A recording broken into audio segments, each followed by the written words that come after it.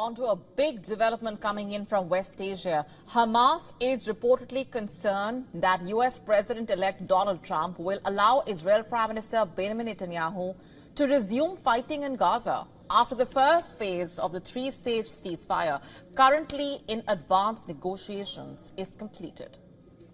The U.S. National Security Advisor, Jake Sullivan, said last week that the Biden administration is trying to secure a ceasefire deal by the end of this month. This means that U.S. President-elect Donald Trump, who assumes office next month, will oversee the remaining phase of the ceasefire deal. Earlier this week, Trump said that he wants the Gaza war to end.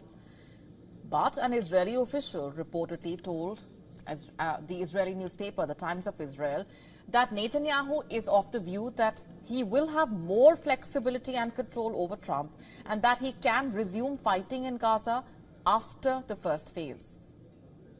Hamas reportedly has made a similar assessment and is looking for assurances that Israel will not restart the war after the first phase of the ceasefire has been completed.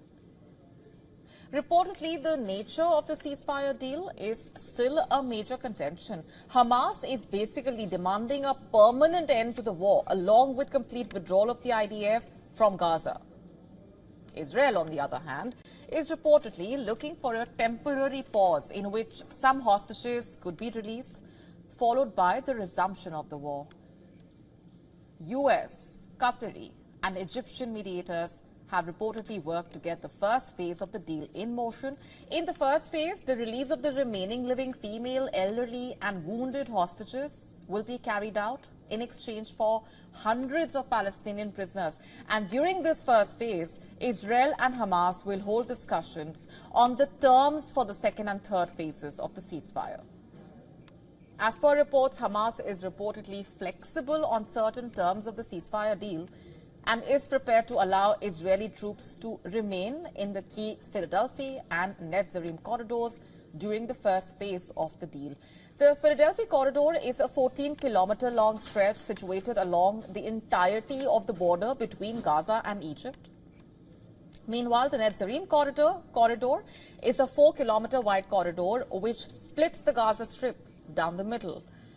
Remember, these two corridors have been a major point of contention between Hamas and Israel and was one of the reasons, the many reasons, why the two sides have not been able to agree on a ceasefire on multiple occasions. Will the possibility of this looming ceasefire actually bring some kind of peace for West Asia or resemblance of it? Or will it just be a pause in the ongoing war? We've often heard people say wine is good for the heart. A new scientific study claims to have solved that big question. Is that really true? A team at the University of Barcelona found that a glass of wine every night halves the risk of suffering heart attacks and strokes compared with people who don't consume the drink. The study claims drinking a bottle of wine a week could be as good for you as taking cholesterol-lowering drugs. The team also observed that wine, red or white, has a much greater protective effect than previously thought. The new research tested the amount of a chemical called tartaric acid in the participants' urine. Tartaric acid basically is a chemical naturally found in grapes that can be measured in urine to show how much wine someone has consumed over the previous 5 to 6 days. The cohort was a group of over 1,000 Spanish adults who were at high risk of heart disease. They gave urine samples to measure their wine consumption and were also put on a Mediterranean diet involving lots of olive oil, vegetables and fish. Compared with non-drinkers, those who had between 3 and 7 glasses of wine each week had a 50% lower risk. Meanwhile, those who drank 1 to 3 glasses a week were at 38% lower risk of heart disease. But here's the catch. The protective effect that wine had disappeared in anyone drinking more than a glass a day. The research team says it has gathered enough evidence on wine consumption by measuring tartaric acid in urine samples. Researchers also noticed it was crucial to consume wine during meals. The study's 6 to the UK's current guidelines, which advise no more than 14 units of alcohol per week. That measures to 6 pints of beer or 6 small glasses of wine.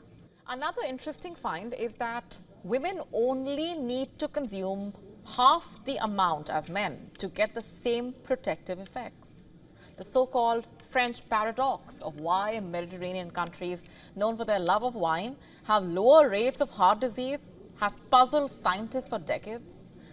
While wine might be good for the heart, experts have cautioned that consumption of too much of wine is not good for the heart. The study says if you drink over 35 glasses of wine a month, this protective benefit of wine will quickly disappear and turn detrimental for your health.